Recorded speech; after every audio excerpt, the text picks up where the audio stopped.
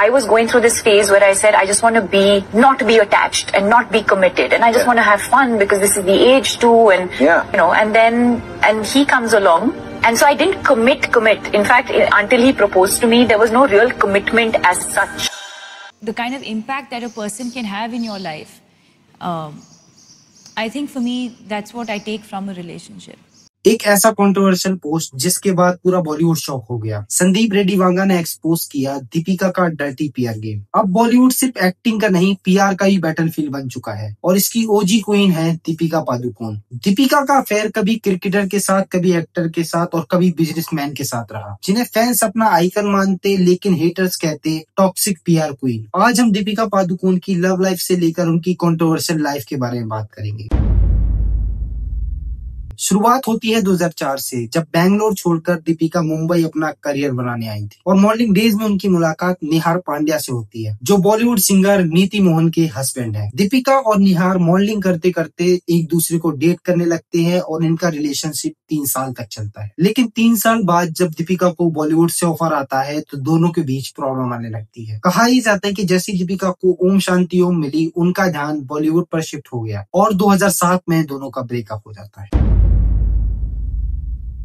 Breakup के बाद दीपिका की लाइफ में आए MS धोनी। दोनों के रिलेशनशिप की न्यूज हर जगह फैलने लगी। धोनी ओपनली कन्फेस करते हैं कि उनको दीपिका के ऊपर क्रश है, लेकिन दोनों ने कभी रिलेशनशिप को ऑफिशियली कंफर्म भी नहीं किया। काफी सारे आर्टिकल्स ने बताया कि ये दोनों रिलेशनशिप में थे और दोनों एंगेजमेंट करने वाले थे, लेकिन ये सब चीजें एक्टर्स के लिए बहुत कॉमन है। खैर, इस न्यूज में कितनी सच्चाई है ये किसी को नहीं पता। फिर इसके बाद दीपिका की लाइफ में एंट्री होती है युवराज सिंह की।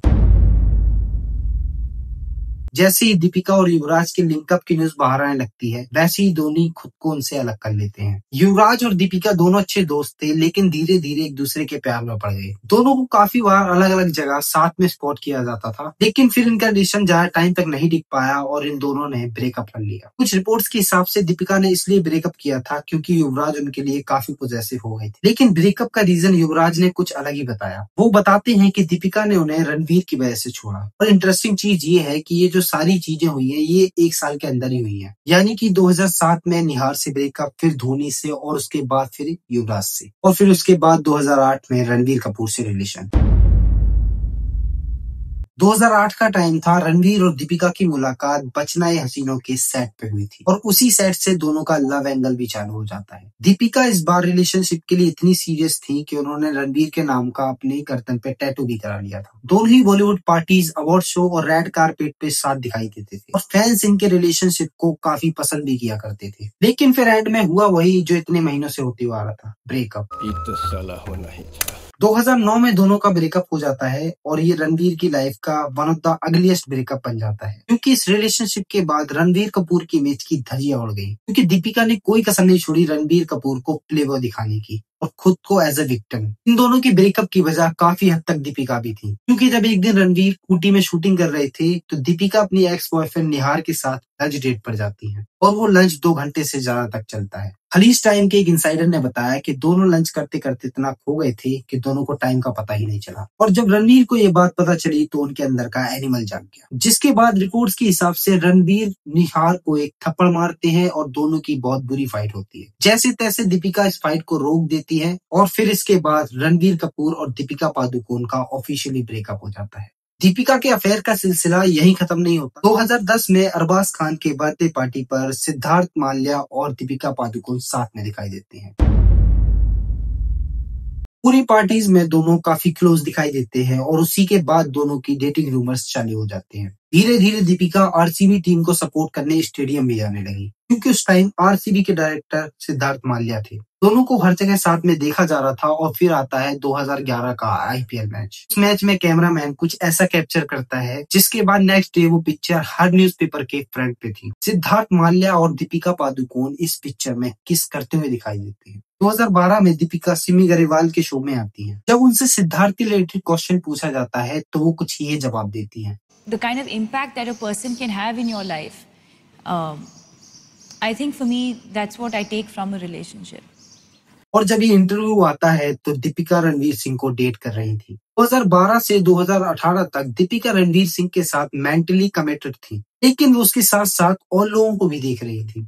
I was going through this phase where I said I just want to not be attached and not be committed, and I just want to have fun because this is the age too, and and he comes along, and so I didn't commit. In fact, until he proposed to me, there was no real commitment as such. इससे पता चलता है toxicity has no gender. इसके बाद finally 2018 में रणवीर सिंह और Deepika Italy में शादी कर लेते हैं। अब बात करते हैं संदीप और दीपिका की कंट्रोवर्सी के बारे में।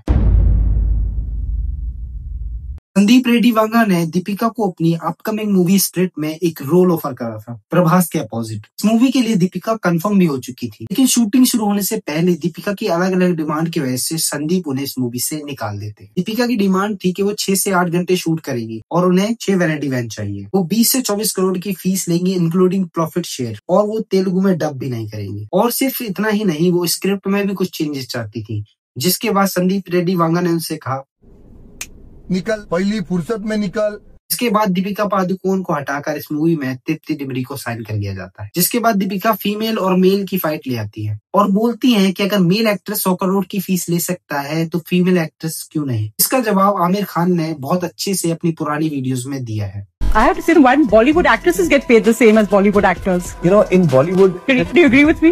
Absolutely. Rani?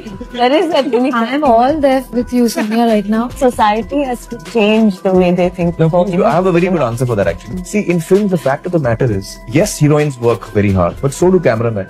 So do the light boys on the set. All of us should be paid equally. Everyone works hard. Comparing the heroine with the light boy. No, I'm not saying heroine and light boy. I'm saying all of us are working hard.